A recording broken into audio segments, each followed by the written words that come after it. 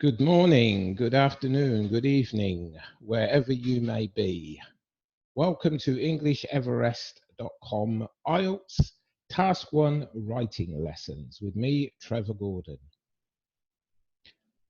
This is the 5th video in the series of sample essay reviews.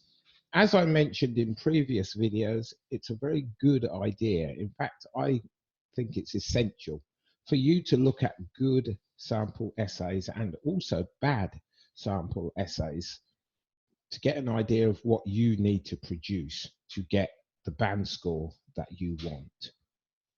So in previous videos, we looked at line graphs, bar charts, processes, and tables.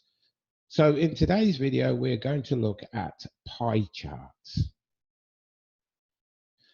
And today's pie chart shows us two pie charts together, which is quite common these days. It's very rare nowadays that you will get a single pie chart. I think they're just trying to make it that little bit more difficult, because one pie chart is not easy, but it's much easier to do. So I think they've just added a little bit more spice to make it to test you a bit further. So anyway, first thing you need to do, of course, is look at the information. We have 2004, 2009. That tells us that we're going to have some dynamic language because there's a time difference. It's also pie charts. Sorry, there are also pie charts. So we know we're going to have static language as well. So we have our groups here and extra notes. These notes are relevant. You can use them in the essay. You'll see why shortly. And then we have our different segments. So the title of this is the charts show the main methods of transportation of people traveling to one university for work or study in 2004 and 2009. The two pie charts compare the percentage of travelers using 5 methods to commute to one university for work and study in both 2004 and 2009. So we've done a little bit of paraphrasing of compares instead of shows, percentages, and using 5 methods. We don't write out these methods because it would make our title far too long. So you can just count them, 5 different methods in both 2004 and 2009. So that's a way you can give a little bit of variety to this at the end. So our overview consists of, in general, over the period, buses overtook cars to be the main preference for transport. It can also be seen that while car use decreased, the popularity of other methods increased. Remember, this is just your visual view. This is what I can see. There's no data in your overview, as you know. So this follows that strategy quite well. So it's quite a good overview. And then we begin. We talk about 2004. It's always best, of course, to begin with the first time, then the second time. Whether they rise or fall, you should always go sequentially, which is very obvious. So in 2004, just over half the people, 51%, traveling to the university used cars here, placing them as the main form of transport. Yes. Followed by buses with 33%. Yes. However, so now we're going to get contrasting information, and there's our linker that tells us. However, the figures for cars decreased nearly 2-fold to only 28% in 2009. Sorry, is that 28%?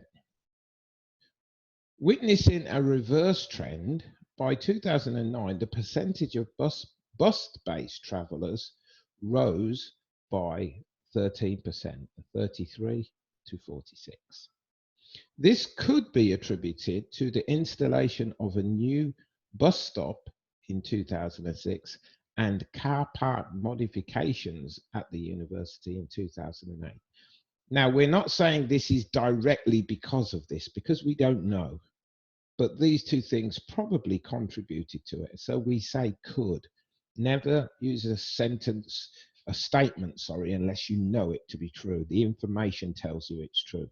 The information doesn't tell us that these things did change the figures, but we can say they probably did. So say probably, or could have, or maybe, or something like that. Okay, so paragraph 1 talks about buses and cars and a possible reason for this change. So the second paragraph, we're going to talk about other forms of transport.